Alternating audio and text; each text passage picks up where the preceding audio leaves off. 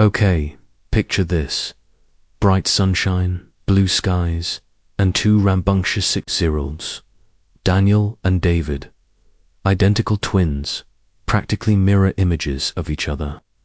Bouncing with the kind of boundless energy only kids fueled by the promise of ice cream possess.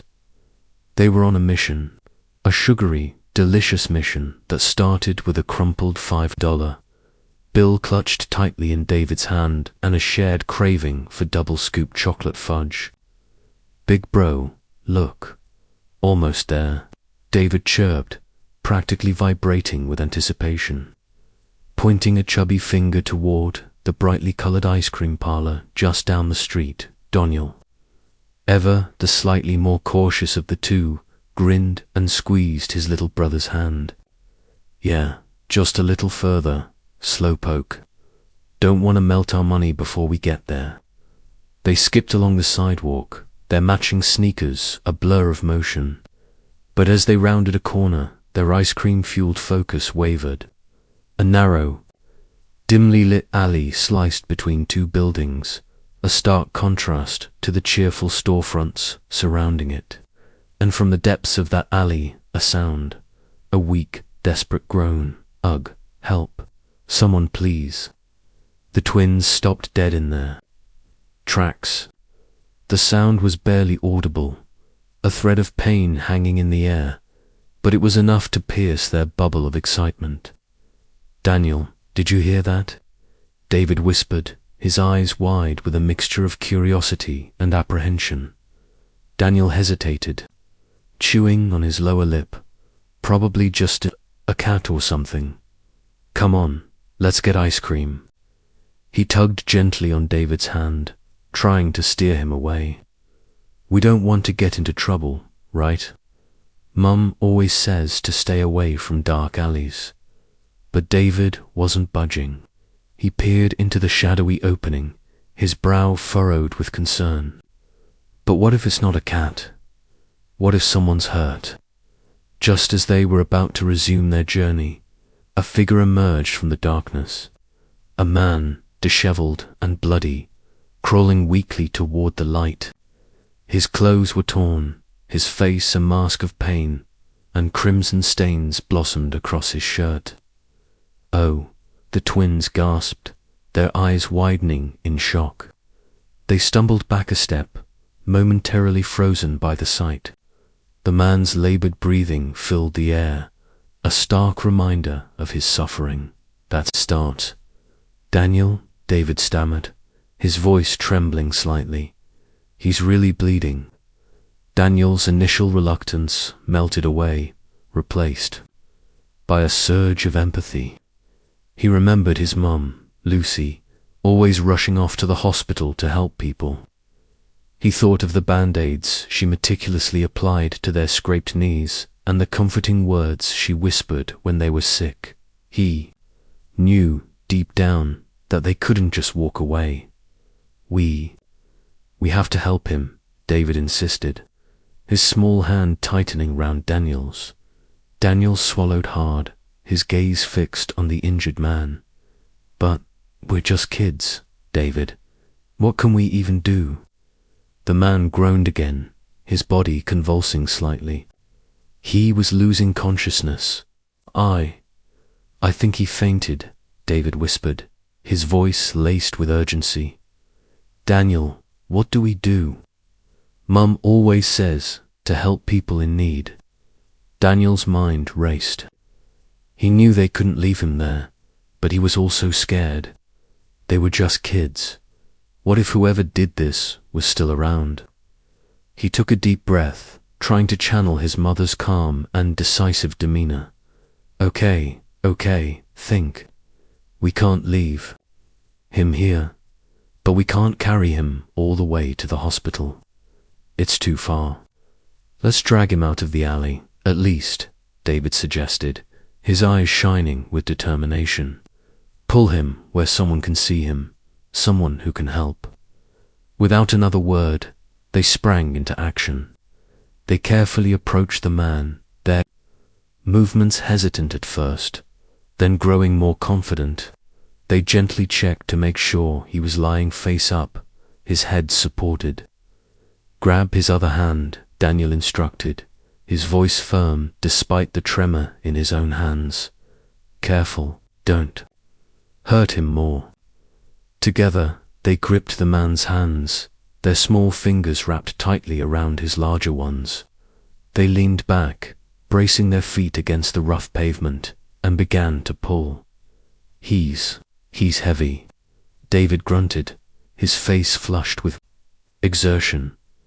"What if we hurt him more, Daniel? What if we bump his head?" "Pull slowly," Daniel reminded him, his own muscles straining with the effort. "Pull carefully. We have to be gentle." Inch by agonizing inch, they dragged the man out of the alley, their small bodies working in perfect unison. The rough pavement scraped against their knees and the man's limp form, but they persevered, driven by a sense of responsibility far beyond their years. After what felt like an eternity, they finally managed to get him past the alley's opening onto the bustling sidewalk.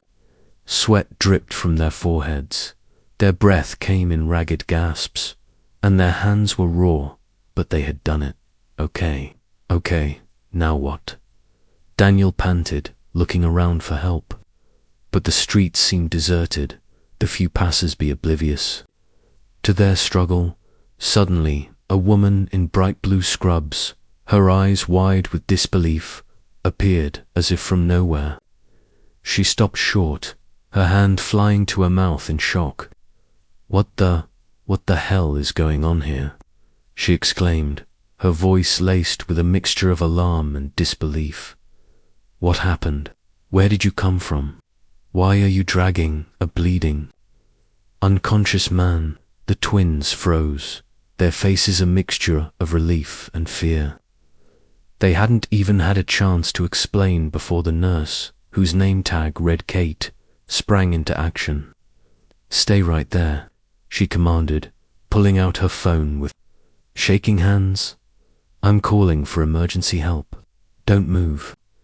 Within minutes, sirens wailed in the distance, growing louder with each passing second. An ambulance screeched to a halt beside them, and a team of paramedics rushed out, their movements swift and efficient. They quickly assessed the man's condition, carefully lifting him onto a stretcher and into the ambulance. Nurse Kate kept her eyes glued to the twins, refusing to let them out of her sight. She knelt down, her expression softening slightly. "You too, you were amazing," she said, her voice filled with genuine admiration. "You might have saved his life, but why were you doing this all by yourselves?" The twins looked at each other, their faces still flushed with exertion and adrenaline. We just wanted ice cream," David stammered, his lower lip trembling. But he needed help. We didn't know what else to do." "Yeah," Daniel added, his voice stronger now. "Mum always says to help people who are in trouble." Nurse Kate sighed, shaking her head in disbelief. "Well, your mum must be very proud. You two are real heroes." She paused. "Now, let's get you inside the hospital. You need to tell someone what happened, and then we can call your mother." Unbeknownst to the twins, their mother, Lucy, was already at the hospital, working her usual shift. A dedicated and compassionate doctor, she was deeply committed to her patients and her work. But she had no idea that her two little heroes were about to walk through those doors, bringing with them a chain of events that would change their lives forever. "Okay, so, rewind a bit. Lucy's just stitched up this bleeding guy in the ER. She's exhausted, running on fumes, and probably needs a coffee the size of her head. But as she's peeling off her gloves, the name hits her. Luke. It can't be. Not that Luke." She peeks into the recovery room, and bam, there he is. Luke freaking Lazaro. looking like he went 10 rounds with a garbage disposal, but, undeniably, him, the guy from, well, a long time ago. A very complicated long time ago. Now, for those of you just tuning in, Lucy and Luke, they have history, messy, tangled, regretful history. Think oil and water mixed with a dash of gasoline. They worked together at a med clinic in the city after Lucy finished her residency. They constantly butted heads, the typical alpha-type Dr. Ego thing. Underneath that rivalry tension, a whole lotta something else, which culminated one night. We don't need to go into the details, but let's just say a few too many drinks were consumed. Boundaries were blurred, and things happened that neither of them were particularly proud of the next morning. And their careers went in different directions. And the biggest complication, the twins, Daniel and David, her adorable, mischievous, ice-cream-loving twins. Their biological father is currently lying unconscious 3 feet away from her. 6 years she has kept that a secret she buried deep, a secret she thought would never surface. But fate, as it often does, has a wicked sense of humor. Fast forward to the next day. Lucy is at work, trying to pretend she didn't have a near-existential crisis the night before. But Nurse Kate, bless her heart, isn't making it easy. Doctor, Lucy, about your patient, the one in recovery now. Nurse Kate approaches, voice low. Turns out he's the same man your sons dragged in yesterday. Small world, huh? Lucy forces a weak smile. Yeah, small world. Internally, she's screaming. She's got Patience and now Luke to think about. And the boys. So much to think about. She heads to Luke's room. He's still groggy, eyes fluttering open. He looks at her, confusion clouding his features. Lucy, is that you? Am I dreaming? She says nothing, just checks his 4, adjusts the monitors. Professional robot mode activated. Then she turns and walks out, leaving him staring after her, but Luke isn't one to be easily dismissed. Later that day, Nurse Kate finds Lucy hunched over a mountain of paperwork, looking like she hasn't slept in a week. I'm really sorry, Dr. Lucy, Nurse Kate says, wringing her hands, but he keeps asking for you. He won't calm down. He's been shouting non-stop. He says he won't relax unless he sees you. We tried to settle him down, but it's no use. Lucy sighs. This is exactly what she didn't want. Just let him be, she says, signing another form. Keep an eye on him. If it gets worse, let me know. I've got things to handle. But it does get worse. A few hours later, Kate comes back, looking even more distressed. There's another thing, she says hesitantly. He wants to meet the kids. The story about what they did to save him is already spreading through the hospital, but no one knows they're your children, except me. I promise I won't tell anyone. Lucy freezes. This is it. This is the moment everything changes. The carefully constructed wall she built around her and the twins is about to come crashing down. She stares at Nurse Kate, her face a mask of conflicting emotions. Fear, resentment, and a flicker of something else. Curiosity. Bring those files to my office. She says finally, her voice tight. I'll go see him and shut this thing down myself. She marches down the hall, determination hardening her gaze. She gets to Luke's room. 2 nurses are inside, trying to calm him. They exit as she strides in. What's your problem? Lucy asks, crossing her arms. Did you miss me so much you had to make a scene? Luke stops pacing. There's a new intensity in his eyes, something that wasn't there before. He walks toward her, his steps steady, and stops just a few feet away. "Sorry," he says softly, but firmly. Lucy's face changes slightly, but she forces herself to stay composed. "Sorry for what? For making a scene? For embarrassing yourself? Because if that's it, apology accepted. You've only humiliated yourself." He looks down, then back at her, meeting her gaze. "I don't even know exactly what I'm apologizing for," Luke admits. "But I feel like I have to say it. Seeing you again, Lucy, I'm sorry if I ever hurt or insulted you. I'm sorry." Lucy scoffs. "Stop. I'm not deaf," she interrupts. "If you don't know why you're apologizing, don't bother. I don't have time for pointless drama. Let's just pretend we never knew each other.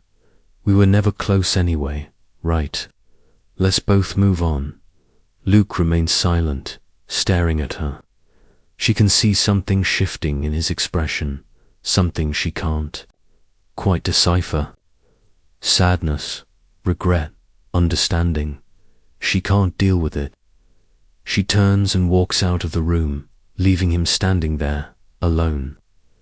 Outside, she clutches her chest, her heart pounding. Back in her office, she sits at her desk, hands trembling. This whole situation is a mess. What is she supposed to do?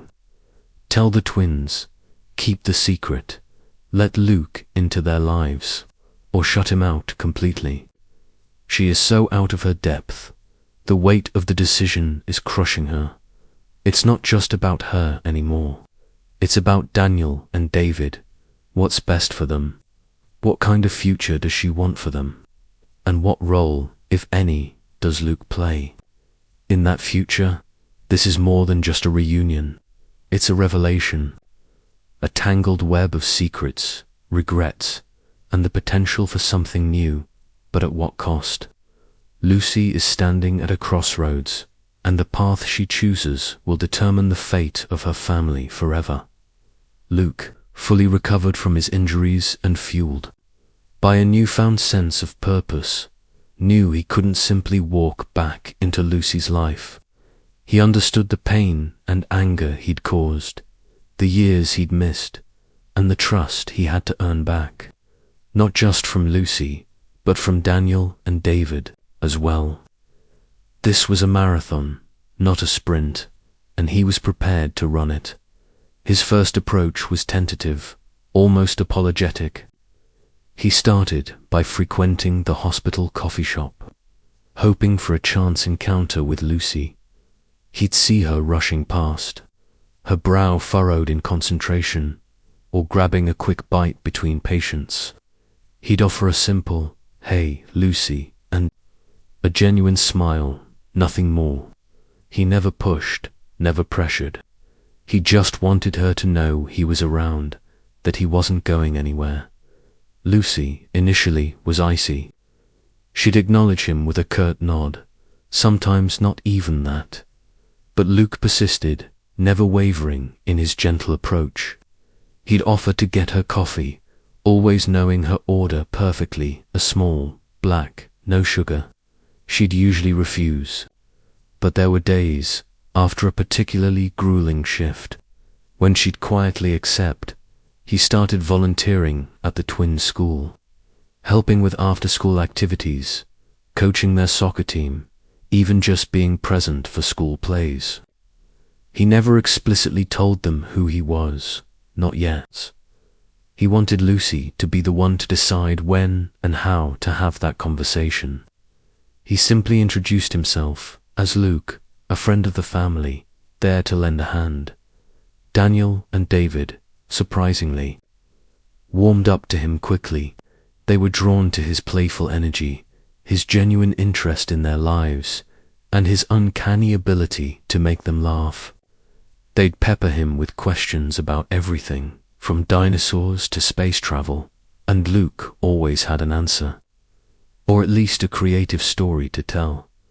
One afternoon, after a particularly spirited soccer game, Daniel turned to Luke, his face flushed with exertion, and asked, "Luke, why do you help us so much? You're not our grandpa or uncle." Luke knelt down, meeting Daniel's gaze. "Because you guys are awesome," he said, smiling warmly. "And because I want to be a good friend to you and your mum." Lucy, watching from the sidelines, saw the genuine connection between Luke and her sons. It tugged at her heart, a mixture of longing and fear swirling within. The real turning point came during a particularly nasty flu season. The twins both fell ill, running high fevers and coughing incessantly. Lucy, exhausted from her hospital work, found herself struggling to care. For them both, Luke stepped in without hesitation. He took time off work, stayed up all night tending to their fevers, read them stories, and even managed to coax them into eating soup. He was a natural caregiver, patient and attentive, and Lucy found herself relying on him more than she ever thought possible. One night, as Luke was cradling a feverish Daniel, Lucy sat beside him, exhaustion etched on her face. "Thank you, Luke," she said softly, her voice thick with emotion. "I don't know what I would have done without you." Luke looked at her, his eyes filled with tenderness. "You don't have to thank me, Lucy," he said. "I want to be here for you, for them, always." It was then, in the quiet of their sick room, that Lucy finally saw the genuine change in Luke. He wasn't the impulsive, immature young man she had known years ago. He was a responsible, caring, and dedicated man. A man who was willing to put her and her children's needs above his own. The conversation about their past, about the twins' paternity, was long and difficult. There were tears, recriminations, and raw honesty. But ultimately, they both acknowledged their mistakes, their regrets, and their shared desire for a future together. With Lucy's blessing, Luke finally told Daniel and David the truth about their relationship. The twins were overjoyed. They'd sensed something special between themselves and Luke all along, and now they finally understood why. The next few months were a period of adjustment, of learning to navigate their new family dynamic. There were challenges, of course, but they faced them together, as a team. They went to family counseling, worked on their communication, and learned to trust each other again. And then, one warm summer evening, as they were watching the sunset, on the beach, Luke knelt down on one knee, a small velvet box in his hand. "Lucy," he said, his voice filled with emotion, "I know I messed up royally the first time around. I can't promise you a perfect life, but I can promise you my unwavering love, my commitment to our family, and my eternal devotion. Will you do me the incredible honor of becoming my wife?" Lucy's eyes filled with tears.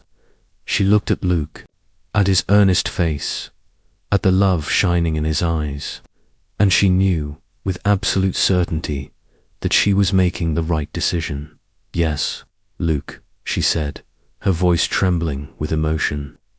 "Yes, I will marry you." The wedding was a small, intimate affair, held in Lucy's parents' backyard. Daniel and David, beaming with pride, served as the ring-bearers.